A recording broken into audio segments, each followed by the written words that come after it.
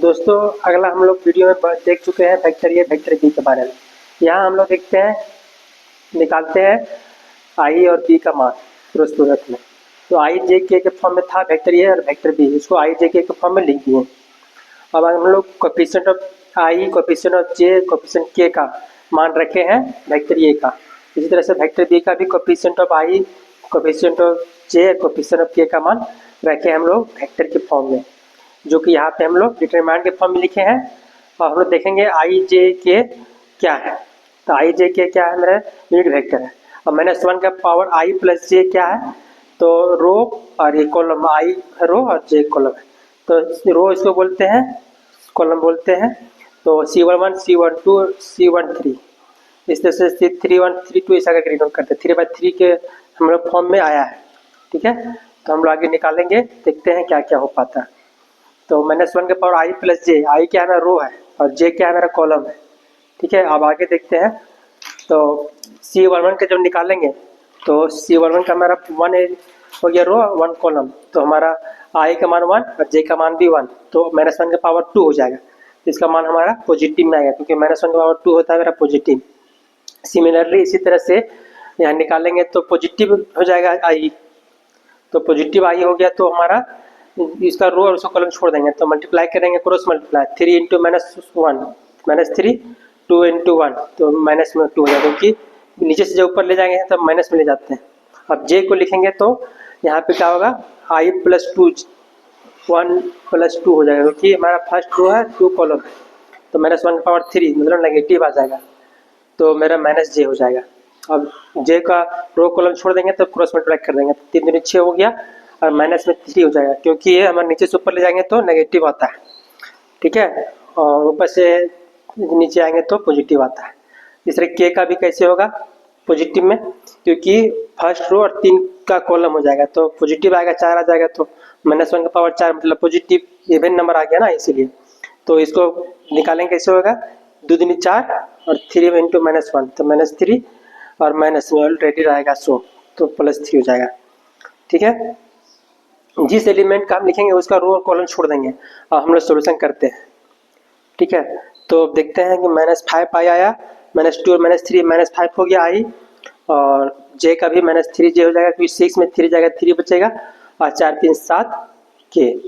और हम लोग जो फाइनल आंसर हमारा वेक्टर ये क्रॉस प्रोडक्ट वेक्टर बी का मान हमारा -5 आई, -3 आई और +7 आई आया है।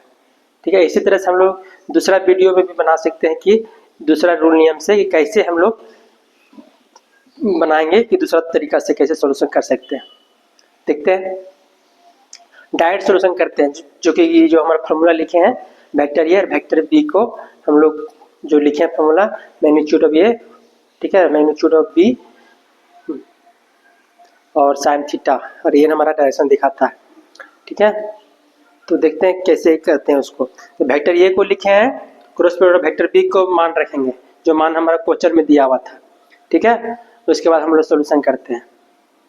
तो हम लोग जानते हैं कि वेक्टर ए और वेक्टर बी का मान निकालने के लिए हम लोग क्या करते थे, डॉट प्रोडक्ट में डायरेक्ट मल्टीप्लाई करते थे आई का आई साथ में, और उसको डायरेक्ट लिख देते थे। यहाँ पे अलग तरह से मल्टीप्लाई करना होगा। ठीक है, यहाँ मल्टीप्लाई क्या करना होगा कि आई एक तो एलिमेंट सबसे मल्टीप्लाई होगा, दूसरा एलिमेंट सबसे मल्टीप्लाई होगा, जैसे हम लोग पढ़े थे 10th में 11th में।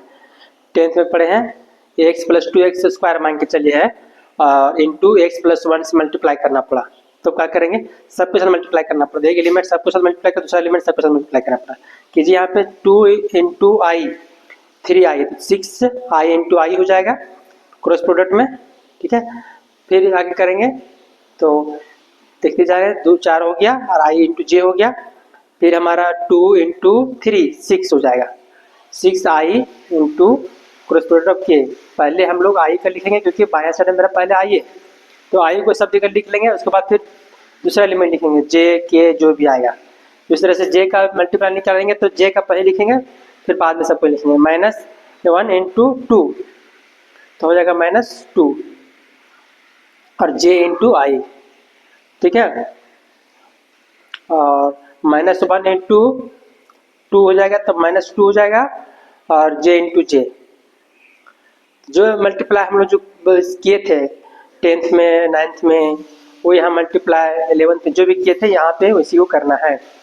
तो हम लोग मल्टीप्लाई करने जानते ही हैं, बच्चा क्लास सीखे हैं। तो -3 इंटू जे इंटू के हो जाएगा क्रॉस प्रोडक्ट में। और लास्ट में हम लोग देख लेते हैं, के का लिख रहे थे 3k इंटू आई हो जाएगा, फिर 2k इंटू जे हो जाएगा, फिर हो जाएगा k 3k इंटू के। ठीक है, क्योंकि के साथ सब मल्टीप्लाई कर दिए। पहले आई को मल्टीप्लाई सब जगह किए, फिर जे को किए सब जगह मल्टीप्लाई, फिर के को मल्टीप्लाई किए। उसके बाद देखते हैं हम लोग जो मान निकाले थे पहले वीडियो में कि आई क्रॉस प्रोडक्ट आई का मान हमारा 0 होता है। क्यों होता है 0? क्योंकि हमारा एक ही डायरेक्शन की ओर जा रहा है, आई इंटू आई, तो हमारा साइन 0 डिग्री हो जाएगा फॉर्मूला में बैठाएंगे तो साइन 0 का मान 0 होता है। तो जितना भी 0 के साथ मल्टीप्लाई करेंगे तो 0 ही आएगा, या तो 1000 मल्टीप्लाई करो या करोड़ों मल्टीप्लाई करें, 0 से मल्टीप्लाई करें 0 ही होगा ना। अब हम लोग यहाँ पे आई इंटू जे का मान हम लोग के लाए थे अगला वीडियो में, और यहाँ जे इंटू के का मान, आई इंटू के का मान क्या हो जाएगा देख लेते हैं एक बार। ठीक है, याद नहीं करना, समझना है।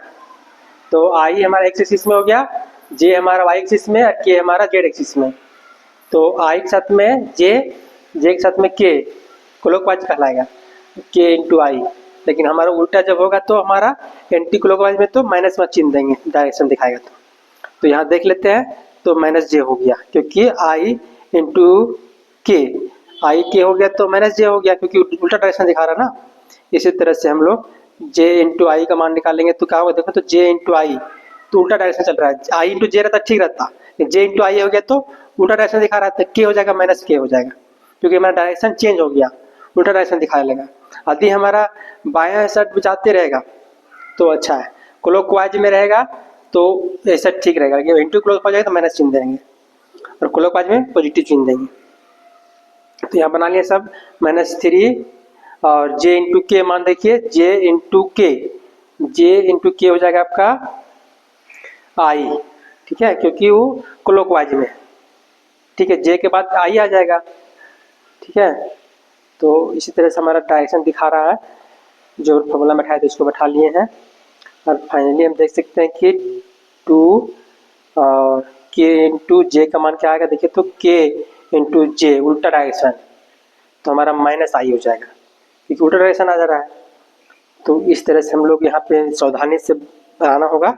और के इंटू के का मान हमारा 0 आता है क्योंकि वो साइन 0 डिग्री हो जाएगा क्योंकि वो डायरेक्शन नहीं दिखा रहा है, के की ओर ही दिखा रहा है, इसीलिए। तो हम लोग फाइनली बना लिए हैं। अब इसको सोल्यूशन करते हैं, क्या आता है देख लेते हैं एक बार। तो सिंपल सा है, कुछ करना तो है नहीं। जैसे हम लोग 10th में 9th में मल्टीप्लाई किए वैसे मल्टीप्लाई कर दिए चारों बगल से, जो एलिमेंट लिए तीनों जन मल्टीप्लाई करना पड़ेगा। ठीक है, उसके बाद जो आया फाइनल देख लेते हैं क्या आया। सो अब लिख लिए उसको फाइनली। अब आई को आई तरफ एक तरफ जोड़ेंगे घटाएंगे, जे को जे से एक मल्टीप्लाई के जोड़ घटाएंगे, और फाइनली हमारा जो अगला वीडियो में लाए थे, जो ये हम डिटरमिनेंट फॉर्म में जो बनाए थे वही आंसर यहाँ पे भी सेम टू सेम आएगा। वो क्या था, इजी तरीका से बन गया था हमारा डिटरमिनेंट को। यहाँ मेरा थोड़ा सा मल्टीप्लाई करने में मिस्टेक हो सकता है आई जे माइनस में, तो उनको बढ़िया से सावधानी से मल्टीप्लाई करेंगे तो हमारा अच्छा से मल्टीप्लाई हो जाएगा, क्योंकि आई और जे के एक ही डायरेक्शन की ओर जा रहा है तो सही है। यदि हमारा एंटी क्लॉकवाइज घुसने लगा तो हमारा माइनस के चिन्ह देना पड़ जाएगा। ये चीज़ को ध्यान से देखिएगा तो आप लोग को कभी गलती नहीं होगा। एग्जाम में बच्चा लोग अक्सर गलती करता है। ये हमारा -5 आई, -3 आई और +7 के, ये हमारा आंसर जो आ गया। एक चीज़ हमारा पहला वीडियो में भी आया था, ये हमारा आया था डिटरमिनेंट के फॉर्म में, जो हमारा बन चुका था। ठीक है, थैंक यू।